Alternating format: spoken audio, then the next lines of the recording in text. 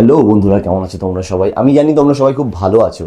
তো আমার লাড্ডু গোপালের আর একটা ব্লগে তোমাদেরকে আবার স্বাগত।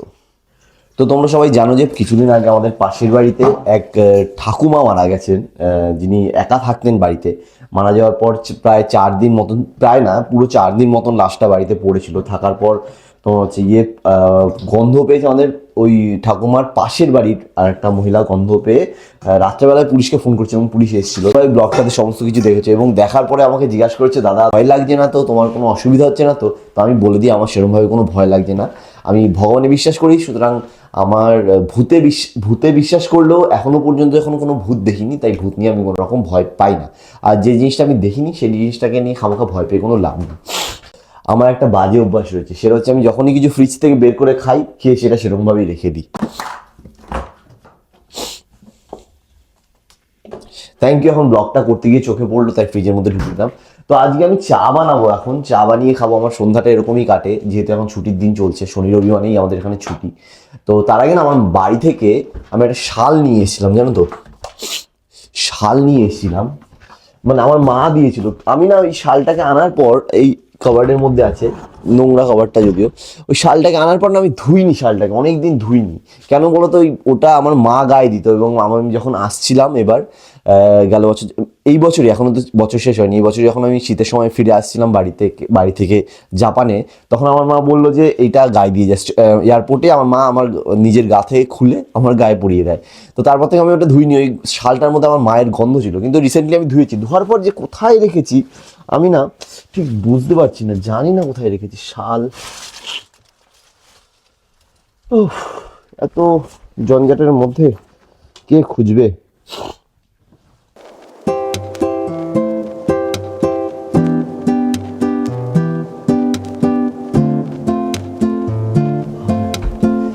পেয়ে গেছি, এই যে এই শালটা। এই শালটা আমার মা আসার সময়, মা এটা অ্যাকচুয়ালি গায়ে দিত। তো এই শালটাই, এই ঠান্ডার সময় ঘরের মধ্যে সবসময় সব কিছু পরে থাকতে ভালো লাগে না, তো লাইটটা অফ করে দিই। তো আমাদের এখানে জানো তো, রিসেন্টলি মানে জাপানে প্রচণ্ড ভূমিকম্প হচ্ছে। আর এই কিছুদিন আগে 8 তারিখে 7.8 ম্যাগনিটিউড, মানে 7.8 নয়, 7.5 ম্যাগনিটিউডের একটা না ভূমিকম্প এসেছিল। আর তখন আমি শুয়েছিলাম, এবার শুয়েছিলাম, একা যেহেতু থাকি। তো 7.5 ম্যাগনিটিউডের ভূমিকম্প এসেছিল, মানে ভাবতে পারছি কিরকম পরিমাণে মানে ভূমিকম্পটা হয়েছে। যদিও আমি টোকিওতে থাকি, আর ওটা ছিল ইওয়াতের দিকে। তো মানে উত্তরের দিকে এসেছিল। ওদিকে ভূমিকম্প হয় উত্তরের দিকে আসে, নয় দক্ষিণের দিকে আসে। এর জন্যই না টোকিওতে কোনো সময় ভূমিকম্প হয় না বলে টোকিওটাকে এরা ক্যাপিটাল বানিয়েছে বা রাজধানী বানিয়েছে। তো যাই হোক, এখানে সেরকম একটা কোনোদিনও আমি এখনো দেখিনি। তো তোমাদেরকে একটা কথা বলছি, আসলে চা করতে করতে এই সয়াবিনের তরকারিটা বানিয়েছিলাম আজকে, যেহেতু বাড়িতে। তো নর্মালি রিসেন্টলি আমি চা খাওয়া খুব কমিয়ে দিয়েছি, কিন্তু তবু আজ যেহেতু তোমরা রয়েছো, তাই আমার মামাকে কিছু বলতে পারে না, কেউই কিছু বলতে পারে না। কারণ তোমরা রয়েছো, অতিথি আসলেই তার সাথে চা খেতেই হয়, কিছু করার নেই। চলো আজকে চা বানাই। তো চা বানানোর জন্য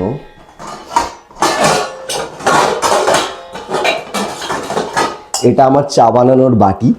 অনেকগুলো বাটি নিয়ে এসেছি আমার এরকম, কিন্তু এটা এই বাটিটা একটু এরকম, দেখো চা বানাতে বানাতে পুড়ে গেছে। এবার তোমরা আমাকে অনেকে বলবে কমেন্টে, দাদা এত নোংরা কেন তুমি পরিষ্কার করো না, তাই নোংরা, বুঝলে? যদি অতই এটা মনে হয় নোংরা, এসে পরিষ্কার করে দিয়ে যাও, ঠিক আছে? যাক, মজা করছি। তো চা খাবো। আর এই কাপের আমাকে মানে বাড়ি থেকেও বলে যে কম কম চা খা, তাই আমি একদম ছোটো একখানা কাপ নিয়ে এসেছি, কিন্তু এই কাপের আমি 2 কাপ চা খাই। ছোটো কাপের চা খাই। তো দুধ চা খাবো। তো তোমাদের যেটা বলছিলাম, জানো তো, আমি তোমাদেরকে আজকে এক্সপিরিয়েন্স শেয়ার করব। আমার হচ্ছে কি কীভাবে আমার এখানকার ভূমিকম্পের এক্সপিরিয়েন্স শেয়ার করব। তো আজ থেকে মোটামুটি ধরো 9-10 বছর আগে আমি এসেছি, তখন সেই সময় খুব ভূমিকম্প হতো। এবার আমি যখন এসেছিলাম তখন আমরা এক মেসে থাকতাম। সেখানে স্টুডেন্ট আমরা একটা এরকম ঘর, আমাদের বাড়ি মানে একটা ফ্ল্যাট ছিল। ফ্ল্যাটের মধ্যে 3টে ঘর, 4জন, আর একে 5জন, টোটাল 5জন আমরা থাকতাম। আমরা যারা স্টুডেন্ট একই কলেজের, তো আমরা ওরা সবাই মিলে রুম নিয়েছিলাম। নেওয়ার পর এবার একদিন আমরা রাতে সবাই শুয়ে আছি, পুরো বিল্ডিং, একটা গোটা বিল্ডিংয়ে আমরা রাতে শুয়ে আছি। শোয়ার পর না, দুধটা দিয়ে দিই আগে, দাঁড়াও। একটু বেশি করেই দুধ বেশি করেই চা খাই, ঠান্ডা পড়েছে, ঘরে আছি অনেকদিন পর। তোমরা চায় কী কী খাও? আমি চাই বেসিক্যালি 2 থেকে 3টে জিনিস, আদাটা লাগেই, আদার সাথে দিই হচ্ছে কি তোমার এলাচ দিই, আদা এলাচ আর একটু পারলে লবঙ্গ কখনো কখনো দিই, বা দিই না, চিনি তো দিতেই হয়, কিছু বলার নেই। তো এ দেখো এটার মধ্যে আমি চিনি রাখি।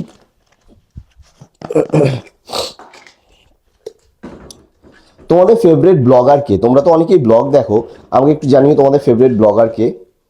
আমার ফেভারিট ব্লগার হচ্ছে সৌরভ যোশী। সৌরভ যোশী ব্লগ দেখতে আমার খুব ভালো লাগে হিন্দিতে। আর বাংলায় ফেভারিট ব্লগার বলতে ফুড ব্লগার দেখি অনেকেরই, একটু শিক্ষিত মানুষ না হলে, যার থেকে মানে খারাপ কিছু শিখবো না এরকম মানুষ না হলে তার আমি ব্লগটা দেখি না সেরকম একটা। আই এম সরি, যার যার ব্যক্তিগত ব্যাপার থাকে, আমারও সেটা একটা ব্যক্তিগত ধারণা আছে। আমি এখন সোশ্যাল মিডিয়ায় সবাই যেহেতু ক্রিয়েট করে না কন্টেন্ট, তো আমার মতে একটু নিজেকেও বেছে চলা উচিত যে কারটা দেখবো কারটা দেখবো না, সেটা আমার ঠিক করা উচিত। সোশ্যাল মিডিয়া আমাকে ঠিক করে দেবে না যে তুমি এটাই দেখো। তো আমি এখন অনেক কন্টেন্ট যেগুলো বেছে বেছে দেখি, কেননা আমার মেন্টাল হেলথ, আমার শিক্ষা, আমার পারিপার্শ্বিকতা সব কিছু এটাই উপর নির্ভর করছে আজকাল না। কোথায় কী হচ্ছে সেটা আমি সোশ্যাল মিডিয়ার মাধ্যমেই জানতে পারছি, কতটা খারাপ হচ্ছে কতটা ভালো হচ্ছে সোশ্যাল মিডিয়া আমাকে জানাচ্ছে। তো সেই হিসাবে আমার কর্তব্যবোধ দায়িত্ববোধ যে সোশ্যাল মিডিয়াটাকে আমি পরিষ্কার রাখি, ব্যাস, মানে আমার সোশ্যাল মিডিয়া ফিডটাকে আমি পরিষ্কার রাখি। যাই হোক, চা পাতা দিলাম, দাঁড়াও আমি না এই দেখো এই কভার্ডের মধ্যে এলাচটাকে রাখি হচ্ছে এইটায়, তেল তেল হয়ে গেছে, তবুও অনেক পরিষ্কার। কেননা আমরা আগে যে স্টুডেন্ট রুমে থাকতাম না, ওখানে অনেক 3 বছর ছিলাম, তো যখন ছাড়বো, যখন আমরা ঘরটাকে ছাড়বো সেই সময় পুরো ঘর তেল তেল হয়ে যায়। সেই সময় তো অত সময় থাকতো না, 5জন মিলে থাকছি, তোমার হচ্ছে গিয়ে কে করবে স্টুডেন্টের, মানে মেসের মতন অবস্থা, কেউ কারো পরিষ্কার করার সময় নেই, সবাই হয় পার্ট টাইম জব করছে, নয় পড়াশোনা করছে। তো এই করে করে পরিষ্কার করাতাম। তো শেষে যখন আমার ছাড়বো না, তখন ঘরটার অবস্থা একদম তেল তেল হয়ে গেছে। আর এখানকার ঘর এরকম তেলের রান্নার জন্য তৈরি না। যাই হোক, আর আদাটা হচ্ছে ফ্রিজে থাকে, আর আমার এখানে একটা ছোটো ফ্রিজ, এটাকে আমি পুটকুলি ফ্রিজ বলি, চুটকুলি ফ্রিজ। তো যাই হোক, ফ্রিজের মধ্যে একটু অবস্থা খারাপ, তো কী দেবো, আদা দেবো না, আদা এই এখানে আদারও ভালোই দাম, এইটুকু আদা হয়তো 250 টাকা নিয়ে নেবে। আর আজকে কী হয়েছে জানো তো, আজকে বাড়িতে যেহেতু রয়েছি, শনি রবিবার দিন আমি নর্মালি বাড়ির ঘর দোর পরিষ্কার করি, পায়খানা বাথরুম পরিষ্কার করি। যখন পরিষ্কার করতে গেছি, আমি ব্লিচিং দিয়ে পরিষ্কার করছিলাম আজকে, করতে গিয়ে আমার নাকের মধ্যে ব্লিচিং স্প্রে করছি, আমার নাকের মধ্যে ঢুকে গেছে, সেই থেকে সমানে নাক দিয়ে জল পড়ছে, গলাটা বসে গেছে, কি বাজে অবস্থা। আচ্ছা দাঁড়াও, আগে আদাটা দিয়ে নিই, আদাটা ধুয়ে নিই। তেরা হি সাথ মাঙ্গনা, तेरा ही बाह थामना, मुझे जाना नहीं कहीं तेरे सिवा। আমি আগে না আদা কি করতাম জানো তো, ওই গ্রেট করার মেশিন, ওর মধ্যে কদ্দুকস করে, যেটা হিন্দিতে বলে কদ্দুকস করে দিয়ে দিতাম, কিন্তু ওটাই না চাটা কেমন যেন অদ্ভুত লাগতো। তা এরকম আদাকে যদি স্লাইস করে না দাও, তাহলে দুধ চায় ভালো লাগে না সেরকম একটা।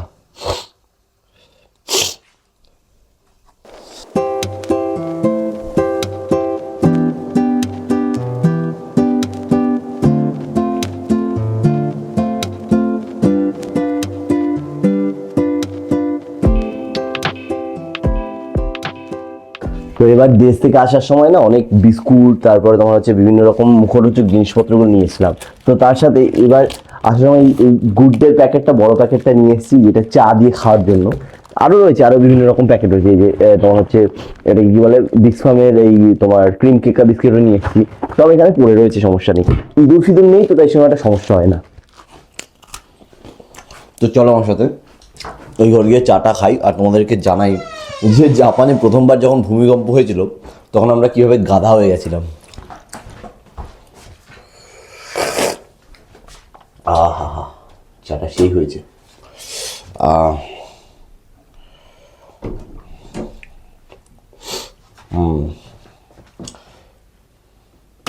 এটা আমার স্টুডিও ঘর, এই ঘরের অবস্থা দেখো, একদমই খারাপ।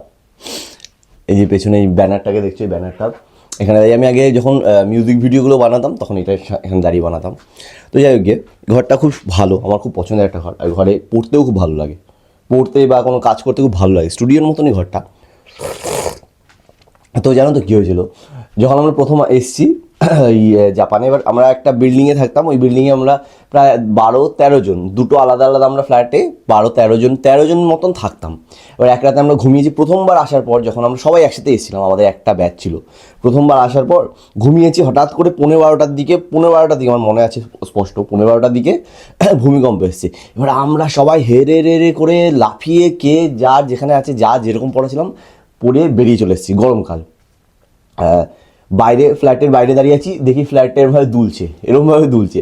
তো মানে পুরো গাধা হয়ে গেছি, ফ্ল্যাটের বাইরে এদিকে তাকিয়ে দেখি, ওদিকে তাকিয়ে দেখি কেউ নেই, শুধুমাত্র আমরা ইন্ডিয়ানরা দাঁড়িয়ে আছি, কোনো জাপানিজ বেরোয়নি। তো মানে ওদের এখানে ভূমিকম্প হতে হতে এমন অভ্যাস হয়ে গেছে, ওদের এখন আর বেরোতে হয় না কোথাও, বুঝলে। তো ওরা ওরকমই তোমার হচ্ছে গিয়ে এখানকার ঘর বাড়িগুলো ওরকমভাবে তৈরি, এক খুব যখন মানে মোটামুটি 7-7:30 উপরে ভূমিকম্প আসে, তখন অ্যালার্ট আসে মোবাইলে যে এখন বেরোতে হবে, বা তোমার পৌরসভা থেকে অ্যানাউন্স করে, তখন ওরা বেরোয়। তাছাড়া ওরা কোনো মতে ভূমিকম্প কম হোক বেশি হোক বেরোয় না, কেন তারা জানে আমাদের ঘর পড়বে না, টোকিওতে তো পড়বেই না, ভাঙবেই না। তো এই হলো গল্প, চাটাও খুব সুন্দর হয়েছে। আর তোমরা আমার চ্যানেলটাকে সাবস্ক্রাইব করে দিও ডেইলি ব্লগ দেখার জন্য লাড্ডু গোপালের। আর হচ্ছে কি আর একটা কথা যেটা বলবো সেটা হচ্ছে, কমেন্টে অবশ্যই জানিও জাপান সম্বন্ধে আর কী কী জানতে চাও। জাপান কোনো কিছু জানতে চাইলে কীভাবে আসতে হয়, অনেকে জানেই না, হয়তো শুরু করেছো নতুন, জাপান সম্বন্ধে হয়তো মনে এখন একটা স্বপ্ন এসছে, কিন্তু জানোই না কীভাবে কী করতে হবে। সেক্ষেত্রে আমাকে প্রশ্ন করতে পারো কমেন্টে, আমি তোমাদেরকে অবশ্যই অ্যান্সার দেবো। And thank you.